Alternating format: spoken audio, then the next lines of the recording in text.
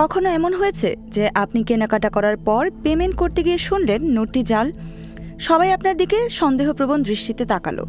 এমন অবস্থায় পড়তে না চাইলে জাল টাকার বিষয়ে এখনই সচেতন হন, কারণ দেশে জাল টাকার অনুপ্রবেশ, জাল নোট তৈরির ঘটনার সঙ্গে আমরা কমবেশি অনেকেই পরিচিত। সম্প্রতি আবারও দেশে জাল টাকার অনুপ্রবেশ হচ্ছে বলে সামাজিক যোগাযোগ মাধ্যমে আলোচনা উঠেছে।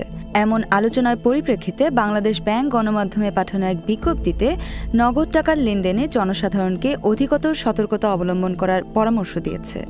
বড় অঙ্কের লেনদেনগুলো ডিজিটাল মাধ্যমে করার পরামর্শ দিয়েছে এই নিয়ন্ত্রণ সংস্থাটি।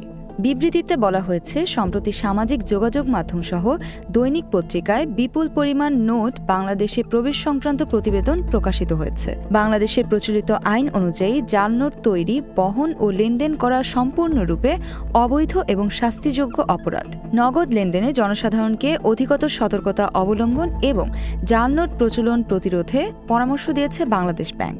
এর মধ্যে রয়েছে নোট গ্রহণের সময় নোটের নিরাপত্তা বৈশিষ্ট্য যথা জলছাপ, অসমতল ছাপা, নিরাপত্তা সুতা, রং পরিবর্তনশীল কালি এবং ক্ষুদ্র লেখা যথাযথভাবে যাচাই করা, বড় অঙ্কের লেনদেন ব্যাংকিং চ্যানেলের মাধ্যমে সম্পাদন করা, নগদ লেনদেনে যথাসম্ভব ডিজিটাল পদ্ধতি ব্যবহার করা, সন্দেহজনক নোট পেলে বা এ সংক্রান্ত কোনো তথ্য অবগত হলে অবিলম্বে নিকটস্থ আইনশৃঙ্খলা রক্ষাকারী বাহিনীর সঙ্গে সরাসরি অথবা জাতীয় জরুরি সেবা ৯৯৯ নম্বরে যোগাযোগ করা।